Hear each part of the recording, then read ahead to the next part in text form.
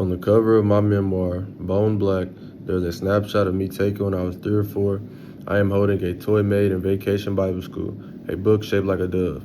I often joke that this picture could be called a portrait of the intellectual as a young girl, my version of the thinker.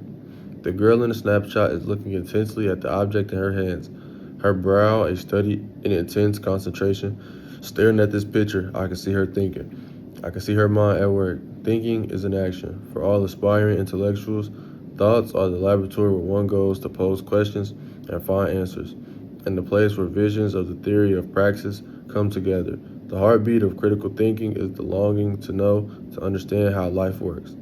Children are organically predisposed to be critical thinkers.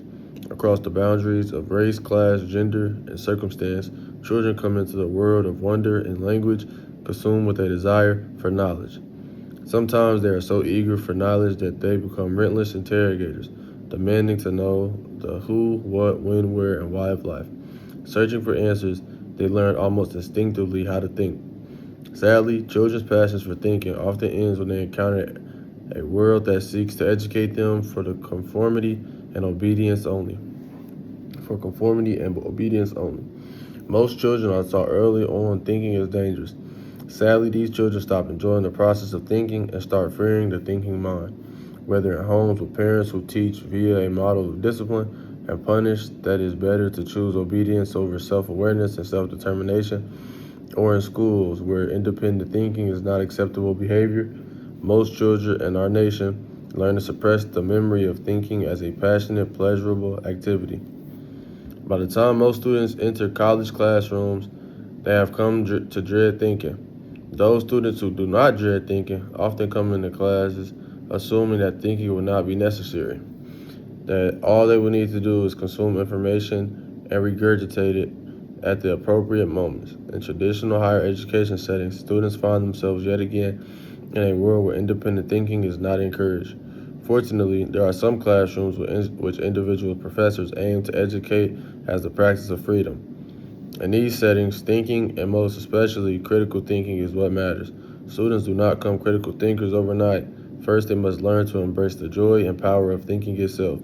Engaged pedagogy is a teaching strategy that aims to restore students' will to think and their will to be fully self-actualized. The central focus of engaged pedagogy is to enable students to think critically. In his essay, Critical Thinking, Why is it so hard to teach? Daniel Willingham says critical thinking consists of seeing both sides of an issue, being open to new evidence that disconfirms young ideas, reasoning dispassionately,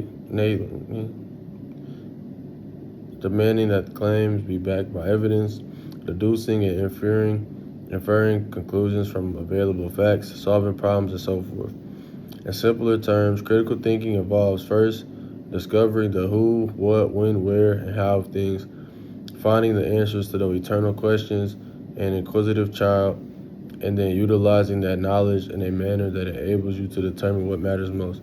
Educator Dennis Rader, author of Teaching Redefined, considers the capacity to determine what is significant central to the process of critical thinking. In their book, The Miniature Guide to Critical Thinking, Concepts and Tools, Richard Paul and Linda Elder define critical thinking as the art of analyzing and evaluating thinking with a view to improving it. They further define critical thinking as self-directed, self-disciplined, self-monitored, and self-corrective.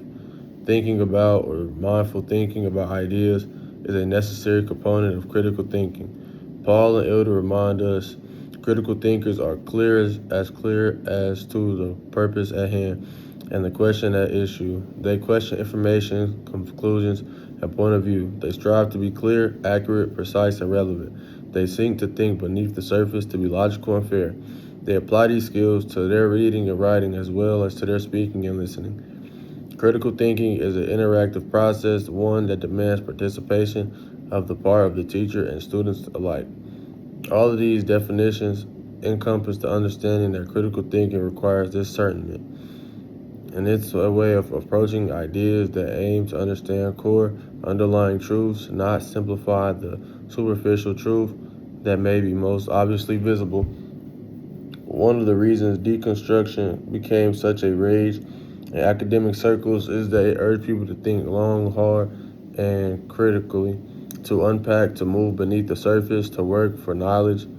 While many critical thinkers may find intellectual or academic fulfillment doing this work, that does not mean that students have universally and unequivocally embraced learning to think critically. In fact, most students resist the critical thinking process. They are more comfortable with learning that allows them to remain passive. Critical thinking requires all participants in the classroom process to be engaged. Professors who work diligently to teach critical thinking often become discouraged when students resist. Yet, when the student does learn the skill of critical thinking, and it is usually the few and not the many who do learn, it is a truly rewarding experience for both parties. When I teach students to be critical thinkers, I hope to share my example of the pleasure. I hope to share by my example the pleasure of working with ideas of thinking as an action. Keeping an open mind is an essential requirement of critical thinking. I often talk about radical openness because it became clear to me after years in academic settings that it was far too easy to become attached and protective of one's viewpoint and to rule out the other perspectives. So much academic training encourages teachers to assume that they must be right at all times. Instead, I propose that teachers must be open at all times, and we must be willing to acknowledge what we do not know. A radical commitment to openness maintains the integrity of critical thinking process and its central role in education. This commitment requires much courage and imagination, and from critical thinking to arguments, authors Sylvain Barnett and Hugo Badu emphasizes that. Critical thinking requires us to use our imagination, seeing things from perspectives other than our own, and envisioning the likely consequences of our position. Therefore, critically thinking does not simplify, place demands on students. It also requires teachers to show by example that learning in action means that not all of us can be right all the time, and that the shape of knowledge is constantly changing. The most exciting aspect of critical thinking in the classroom is that it calls for initiative from everyone, actively inviting all students to think passionately and to share ideas in a passionate, open manner. When everyone in the classroom, teachers, and students recognize that they are responsible for creating a learning community together, learning is at its most meaningful and useful. In such a community of learning, there is no failure. Everyone is participating and sharing whatever resources needed at a given moment in time to ensure that we leave the campus, the classroom, knowing that critical thinking empowers us.